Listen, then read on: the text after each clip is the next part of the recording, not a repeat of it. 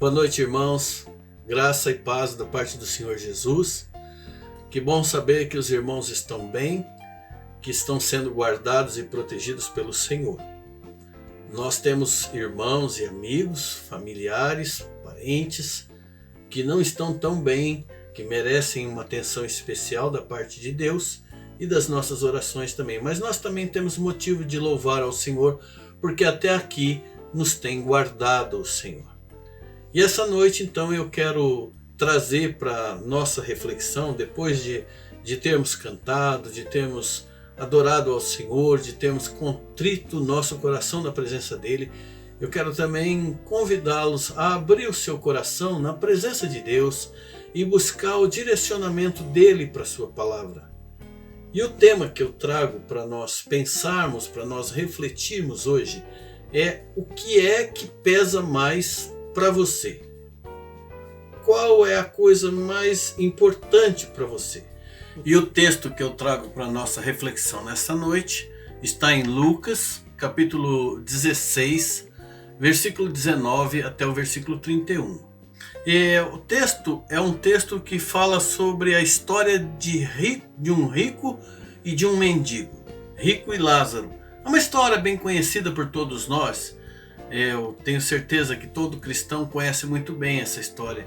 É um texto que é analisado pelos cristãos de várias perspectivas diferentes, vários ângulos diferentes. Inclusive eu já compartilhei com os irmãos. Só que a perspectiva que eu abordei foi sobre a salvação e a perdição eterna. Mas hoje eu quero usar dessa passagem, dita por Jesus Cristo, para nos ajudar a calibrar a nossa balança de valores. Ajustar dentro de nós o que tem pesado mais nos nossos critérios de escolhas e atitudes. Para você entender o que eu estou dizendo, eu podia perguntar: o que pesa mais para você, meu irmão e minha irmã? O que tem mais valor para você? São os benefícios que você pode conquistar e que deseja conquistar desde agora através do seu trabalho, do seu esforço, das suas próprias atitudes? Ou os benefícios que são prometidos para você para depois, se você obedecer os princípios da palavra de Deus? O que pesa mais para você? O que é mais importante para você? É aquilo que você gostaria de receber do Senhor ou aquilo que você gostaria de oferecer ao Senhor, de doar ao Senhor, de ofertar ao Senhor? O que pesa mais para você? O que é a sua prioridade? É se empenhar naquilo que traga benefícios para a sua vida, que lhe traga prazeres, que lhe faça o que é melhor para você, ou se empenhar em coisas que vai trazer benefício para muita gente? O que pesa mais para você? O que vem em primeiro lugar na sua vida? É satisfazer os desejos do seu coração ou satisfazer a vontade do Senhor na sua vida? O que o Senhor deseja, os interesses dele. São esses os valores, os critérios que nós usamos para tomar as nossas decisões e para nós tomarmos as nossas atitudes. E foi sobre esse juízo de valores que Jesus ponderou ao compartilhar essa história com as pessoas da sua época, os religiosos da sua época. Mas ao contrário do que muito se imagina, talvez até a gente imagina que Jesus tenha falado isso para trazer para a gente, usando a história do mendigo, para trazer consolação, para trazer conforto, refrigério, para os momentos nossos de tribulação, para os momentos de escassez, mas não. Mas não é isso. O foco dessa mensagem é aquele homem que tinha tudo, mas não percebia que estava ficando sem nada. Na perspectiva de Deus, aos olhos de Deus, ele vinha perdendo dia a dia o que realmente tem valor na vida. Sobre isso nós queremos falar. E eu gostaria de orar com você nessa hora para nós darmos início então a esta palavra.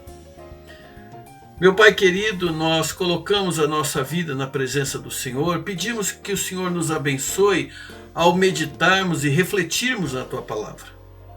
Se a Tua palavra vier ferir o nosso coração de alguma forma, nós pedimos também que ela nos cure, que ela nos sare, que ela nos faça restaurado, para que a gente possa ver aquilo que há de errado nas nossas vidas, se houver, que o Senhor tenha a liberdade de mostrar. Se de alguma forma nós nos sentirmos humilhados com a Tua palavra, pedimos também que ela nos levante, que ela nos motive, que ela nos restaure, para que nós possamos viver de uma forma que seja digna na presença do Senhor, olhando sempre para os valores que nós devemos buscar.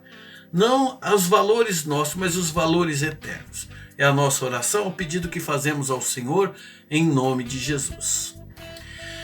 Pois bem, em primeiro lugar, a gente percebe que tem alguma coisa meio desregulada na nossa balança de valores, se os nossos olhos não estiverem enxergando a realidade do próximo que está perto de nós, a realidade das pessoas ao nosso lado.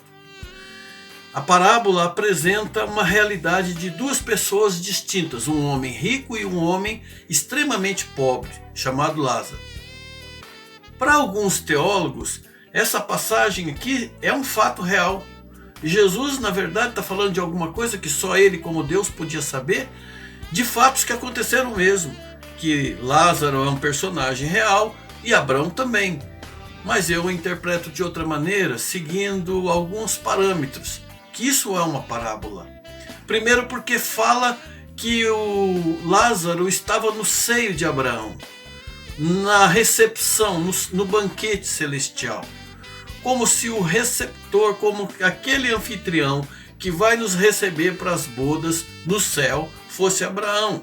Ele diz que ele está reclinado no seio de Abraão, ou seja, a mesa do banquete tinha umas almofadas e a pessoa se reclinava ali. Ele estava pertinho de Abraão, o personagem mais principal, importante daquela festa, daquele banquete. É como se Jesus está dizendo aqui que Lázaro foi parar numa situação nos céus de destaque, de honra, embora ele tenha vivido da maneira como viveu aqui. Mas nós sabemos que quando chegarmos no céu haverá realmente um banquete, mas o nosso anfitrião não é Abraão, é Jesus. Outra coisa diferente nessa história que nos leva a perceber que é uma parábola é que está falando de uma possibilidade de comunicação entre céu e inferno. E a gente sabe que isso não existe. Mas isso não vem ao caso. O que vem ao caso é o que Jesus estava querendo, pretendia ensinar através dessa história. Que na verdade são duas histórias. Uma que acontece neste mundo e outra que acontece no além, depois da morte. Então vamos ver o primeiro cenário. Havia um certo homem, aí nós estamos em Lucas capítulo 16, versículo 19 a 21. Havia certo homem rico que se vestia de púrpura, linho finíssimo, todos os dias se regalava esplendidamente. Havia também um mendigo coberto de chagas chamado Lázaro. E ele vivia na porta do rico e almejava, desejava alimentar-se das migalhas que caíam da mesa daquele homem rico.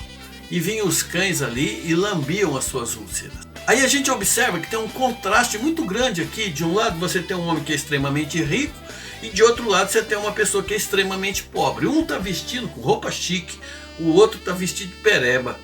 Um tem uma mesa farta e o outro falta tudo. Tem desejo constante de alimentar menos com as migalhas. E dá para a gente entender também por essas palavras da história que acontece aqui, que um conhecia o outro. Eles não eram desconhecidos, principalmente o rico sabia quem era Lázaro. E quando ele está no Hades e ele vê Abraão de longe, ele chama e ele pede: manda Lázaro vir aqui. Manda Lázaro ir nos meus irmãos. Então ele conhecia Lázaro. Havia um relacionamento entre eles, embora ele não tenha ajudado em vida. E a gente percebe aqui no que Jesus está mostrando que um homem que tinha tudo, que conhecia a desgraça de pessoas que não tinham nada, que estavam ao seu redor, mas ele não se importava, porque os seus olhos não conseguiam enxergar a realidade. E isso mostra o quanto a balança dele estava desequilibrada, quanto a balança de valores dele estava descalibrada. Jesus diz que Lázaro desejava constantemente alimentar-se das migalhas que caíam da mesa do rico. Esses dois verbos que aparecem no texto, desejava e caíam, são gerúndio, indica continuidade, de maneira que o pobre por muito tempo ficou desejando. Ele ficava esperando que caísse migalhas daquela mesa farta para que ele pudesse comer. E também o verbo indica que as migalhas continuavam caindo. Havia tanta abundância que as migalhas caíam daquela mesa constantemente, mas o rico não compartilhava do pão que sobrava com aquele que nada tinha.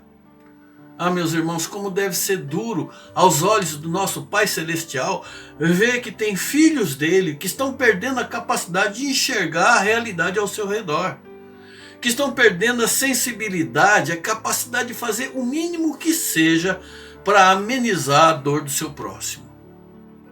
E o que provoca essa miopia espiritual nos olhos dos filhos de Deus, muitas vezes são esses valores errados que nós colocamos na nossa balança de valores, querendo tanto aquilo que é melhor para nós que perdemos a capacidade de ver o que Deus diz que é melhor para nós.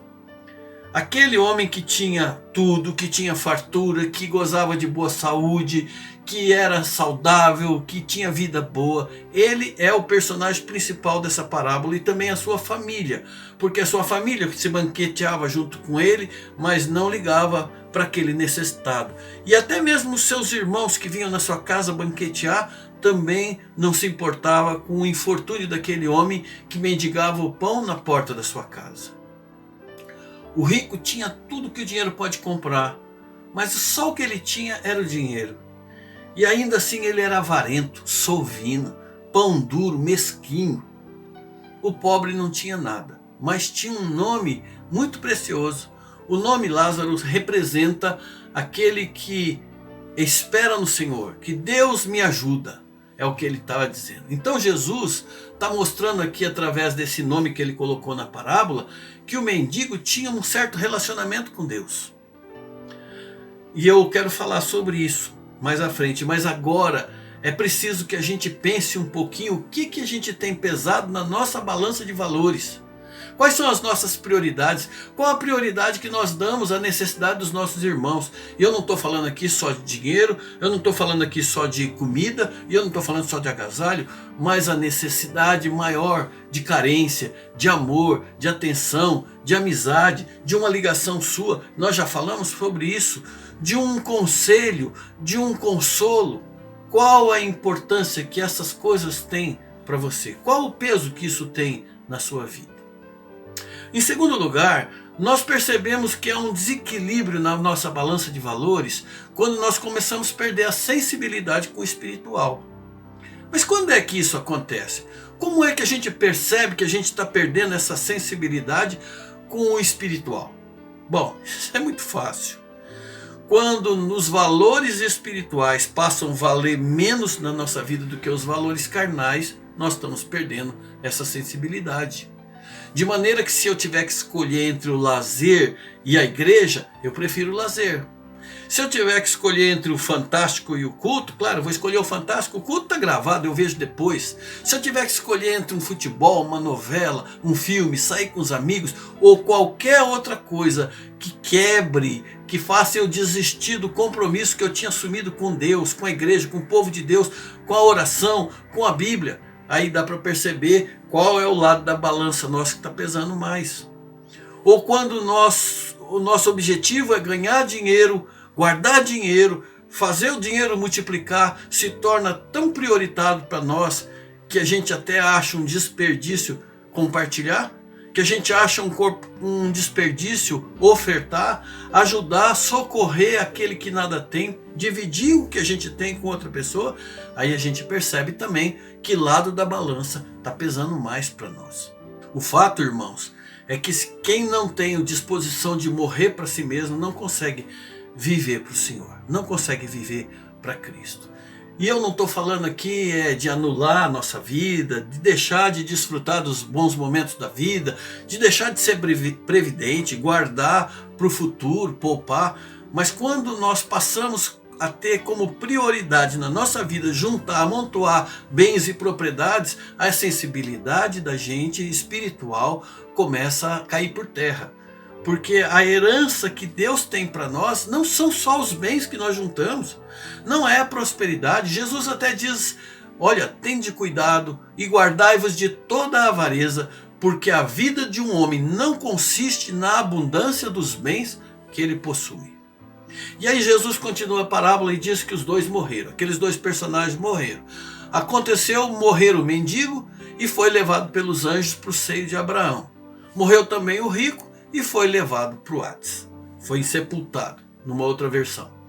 Aqui, na morte desses dois personagens, a gente vê um outro contraste. Não é mais o contraste de riqueza e pobreza, mas é o contraste entre a maneira como eles viveram e como eles se prepararam para a vida depois dessa vida aqui. Não conhecemos nada sobre a vida de Lázaro, mas o nome dele indica que ele esperava no Senhor, ajudado pelo Senhor.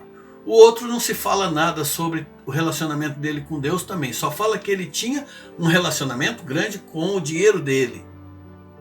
Mas o objetivo de Jesus não é mostrar como foi que Lázaro se aproximou de Deus. O objetivo de Jesus, o foco dele aqui, é mostrar como foi que o rico se afastou de Deus.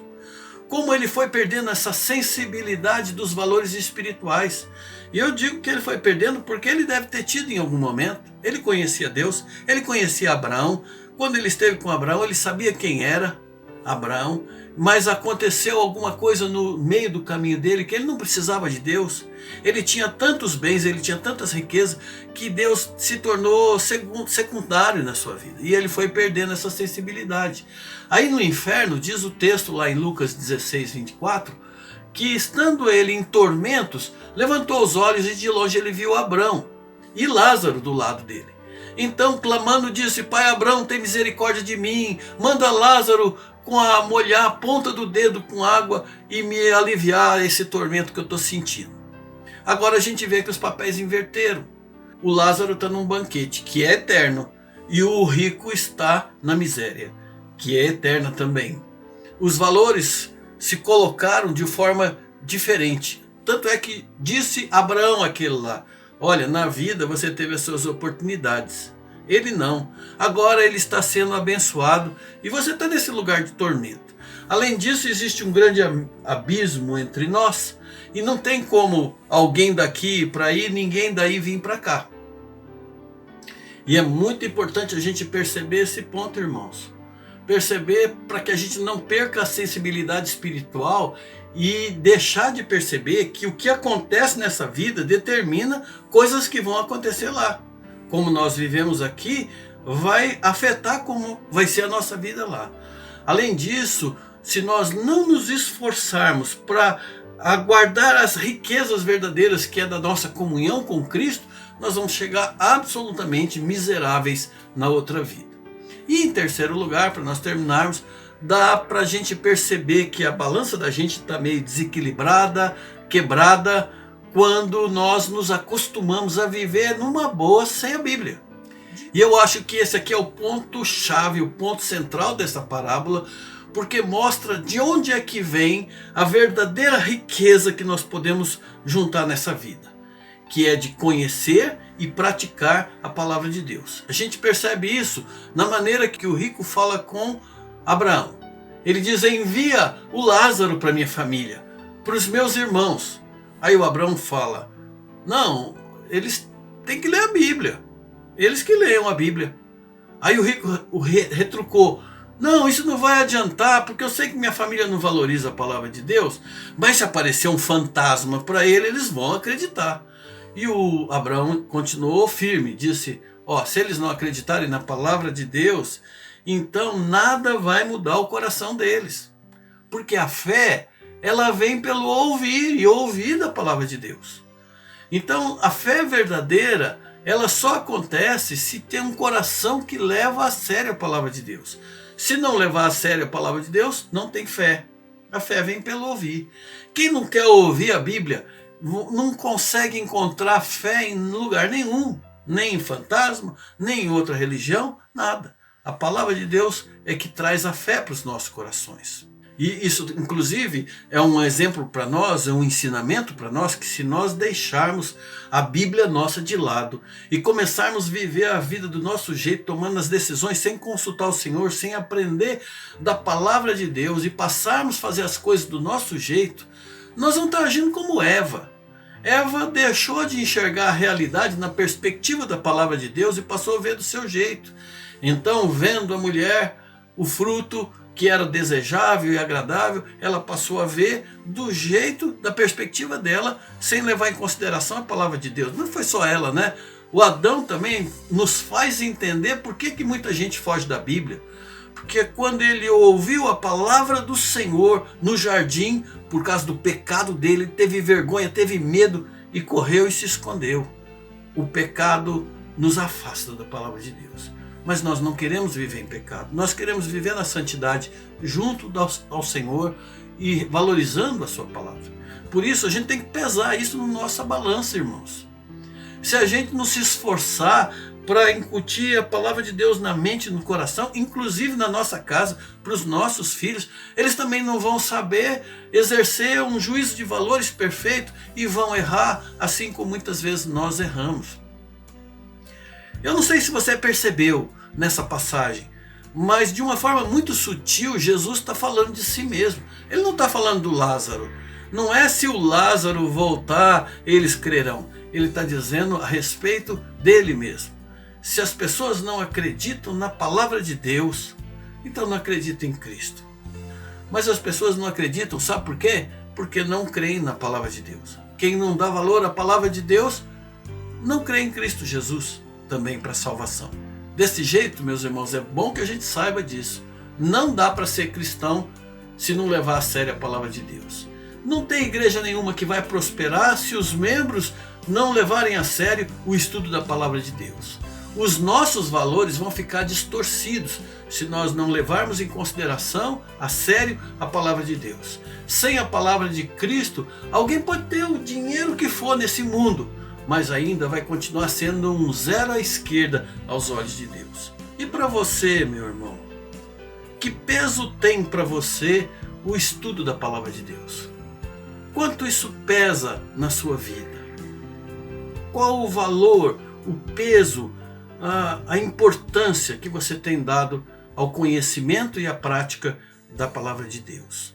É um desafio para você e para mim. Cada um de nós, eu e você, nós precisamos olhar para essas palavras de Jesus e nos perguntar a nós mesmos quais são os valores que estão pesando mais forte na nossa balança.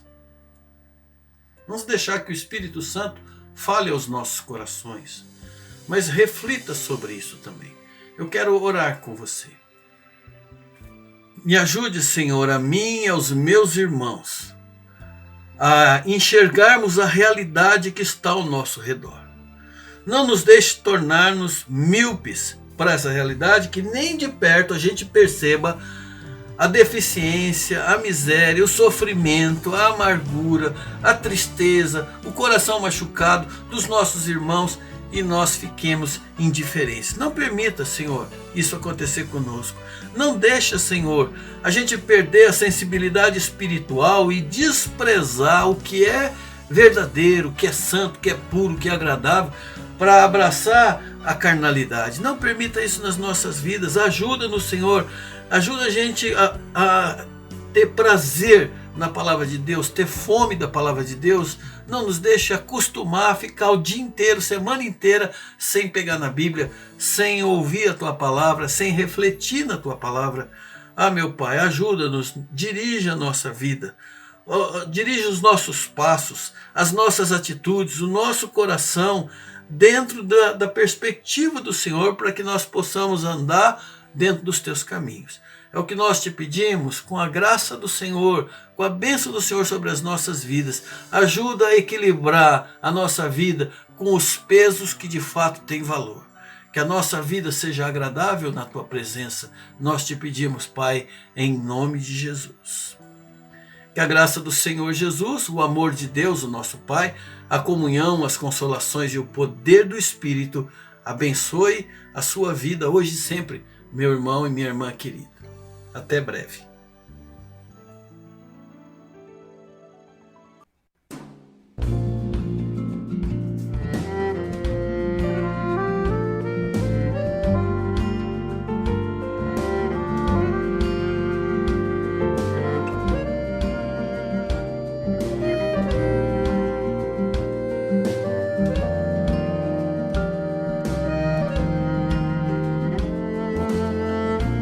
peço uma lata de leite,